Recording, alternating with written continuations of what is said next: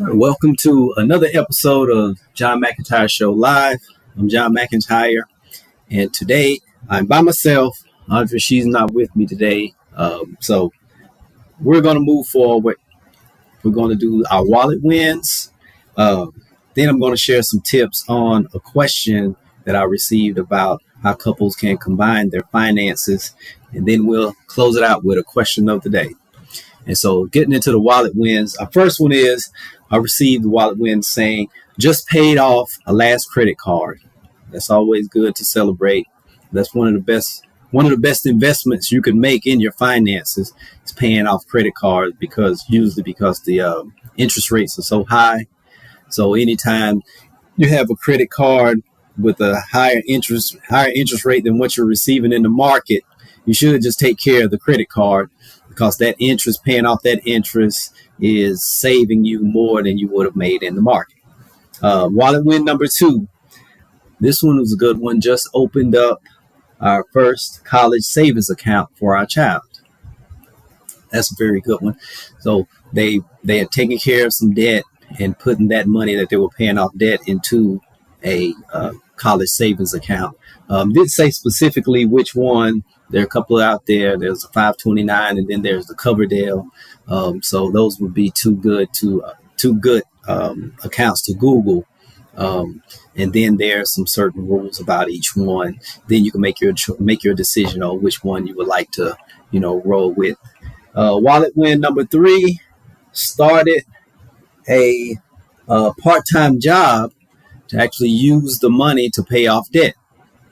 Now that's a very good one. That shows a lot of commitment, that you're willing to take some extra time to work another job. Some people, they do a job. Some people start a side hustle on the side to earn some extra money to specifically pay off debt. And if you do it that way, it works perfect. It's perfect. But some people, they would use the extra money to get actually into more debt or to, hurt themselves more financially. But if you're going to be disciplined, that is a way to knock out a lot of debt, to have a specific, 2 incomes, and one specifically to take care of debt and to accelerate your financial future. That's a very good strategy to take, especially with people that are older generation. When you're older and closer to a retirement age, every dollar counts. And sometimes if you're behind, you really need to increase the income, which is one of our principles anyway. They always say, live below your means. That's one.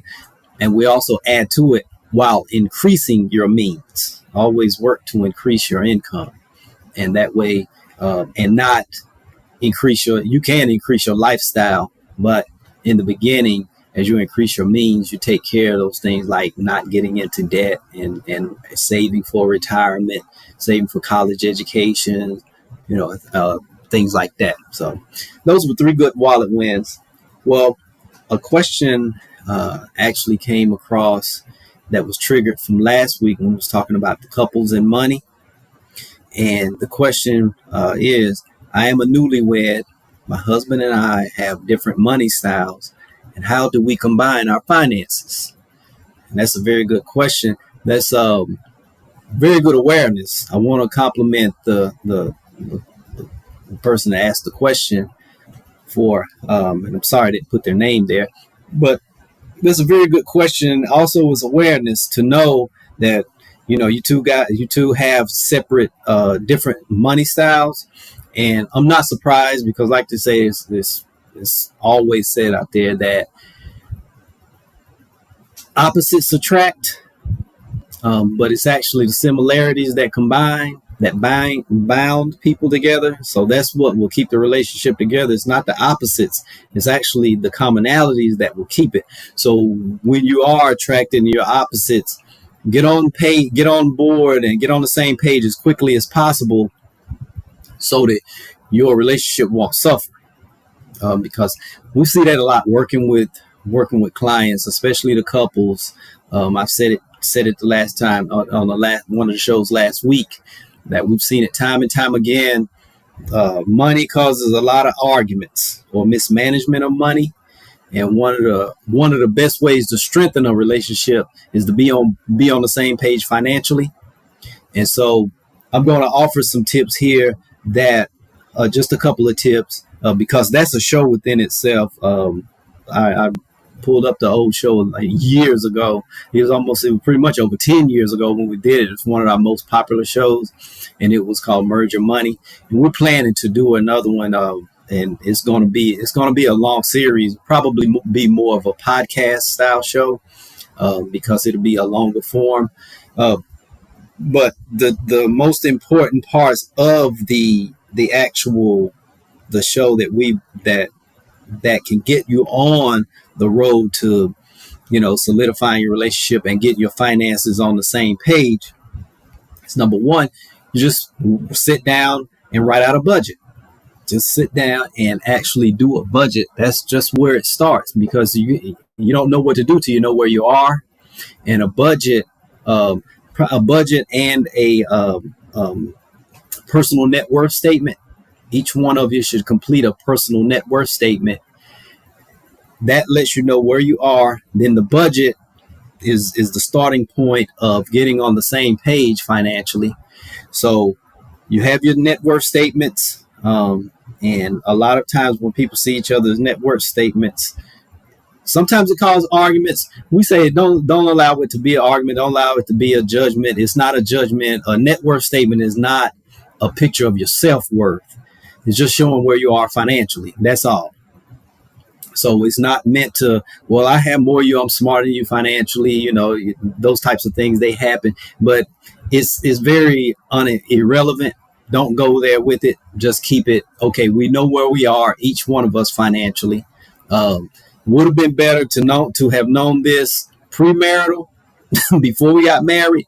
But we're married now, so let's just roll with it. We know where we are with the net worth statement. Now we're going to do a budget. And the reason why you have to do a budget is so to take care of the next step. It'll make the next step much easier to do. So you have your budget, what the household needs to operate month in and month out. To make sure you have your emergency fund in place, that you work towards that, getting an emergency fund and a sinking fund. You have the sinking fund in place, and we discussed the sinking fund. We just didn't call it that. Sinking fund is different than an emergency fund, whereas an emergency fund is just for that emergency. Something happens and you didn't know it was going to happen. Well, a sinking fund is a type of fund where you're going to have like expensive things. We talked last week about budgeting for the summer. That's where a sinking fund comes into play. It's not for the same thing over and over. It's not for a specific emergency. It's if the car breaks down, it's for car maintenance, for those big maintenance jobs, like or something that happens in the home. It's not an emergency. It's just a maintenance type thing, and they have a high cost. So you don't use your emergency fund because it's gonna happen. So you plan for it, and that's where the sinking fund comes in. So you have your emergency, you have your budget, you have your emergency fund established, your sinking fund, and your overall operating fund for the house. Now, what you do, that goes into the joint account. That's a joint account. And I'm going to share this how basically Andre and I, we did it in the beginning. We had the joint account, then we had separate accounts. So in your budget, take some money, and everything is covered in the household. That's where everything is taken care of. That's just where the house operates. Now you have separate accounts, checking or savings account. Each one has their own. This is not for retirement funds or anything like that. This is specifically because each one is going to have your own retirement fund. This is money that you have access to for your personal needs. So it won't interfere with the actual operation of the house. Andre and I, we both come from large families, and things happen, and we agreed a long time ago, we don't loan money, we just give it. So as you can tell, see how that would do away with some issues also, where someone is not on the Thanksgiving is not ruined Christmas isn't ruined, where everyone's okay. So if someone in a family or friend or whatever comes and say, hey, I need to borrow this. Well, I'm going to give this to you. If you pay it back, I'll accept it. And if you don't, it's okay. I'm giving it to you. That's money to give away, and it's not affecting the household.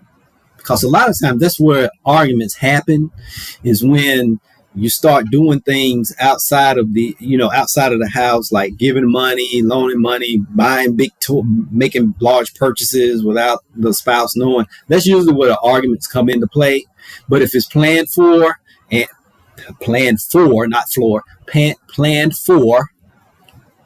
it doesn't cause any issues because it was an agreement. And so the way we ran ours is that's money in each account. Once it's gone, it's gone.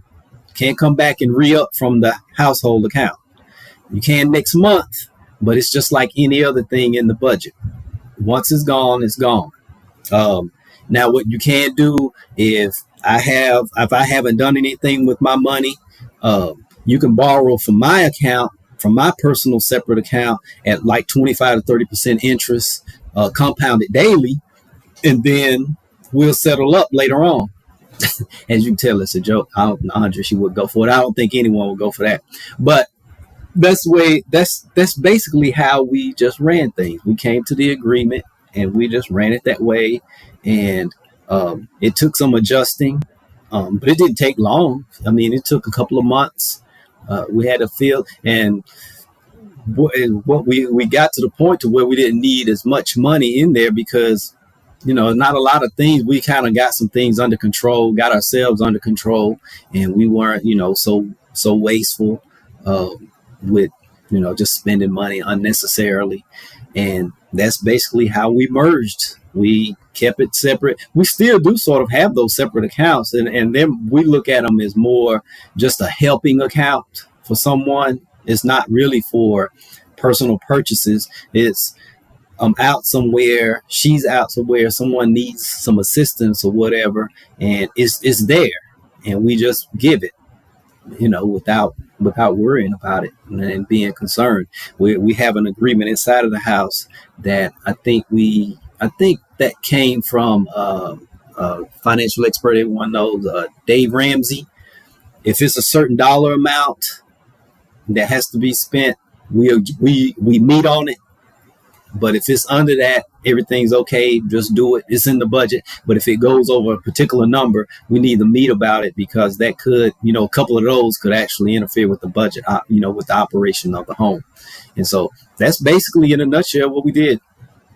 Did our net worth statements, did our budget, set up separate accounts, personal account, checking or savings. It all depends on your preference.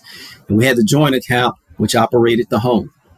And that's basically how we did it. And it's worked. We've shared it with other couples, and each one, they've all liked it. They've all was like, yeah, it worked perfectly, because with us, it didn't take us long to just join finances. Others, it may take a little bit of time because it may take some time for that spender to get that spending under control. And so they're buying this stuff also knowing that when they run out, they're out for the month. And so it may take a while for that hard spender or that serial shopper to get everything under control. But once it happens, and also go on the side with the saver, sometimes you can save too much to where, you're almost like miserly or, penny pincher and stingy and all of those other words. And a lot of people, once they come into, realize that they're going a little overboard, you have to help them get over, and everyone comes into a happy medium. They meet in the middle in the household account. And now everything's just ran pretty much from the household accounts. So I hope that tip helped with you. Before we go, I had a question of the day. And the question of the day is, what was your first job? Just plain and simple. What was your first job? Some people may say, it's walking dogs or, mowing lawns. That was a big one. Whatever. washing cars, whatever. But just share with us, what was your first job? Share your wallet wins. We want the wallet wins. Send in the questions. Interact with us on social media. Contact information. You can see at the bottom of the screens, on the screen there. Don't hesitate to call. If you need help with your finances, we do it on a daily basis. Every day we're working with clients in the different areas, whether it's looking at your overall finances, or it might just be a specific area like insurance. You might just need someone to look at your insurance to make sure you're properly insured. We can help you with that. Visit us at johnmcentyre.com, or you can call our phone number, our toll-free phone number. Well, that does it for today. Until tomorrow, this is John McEntyre saying we'll talk.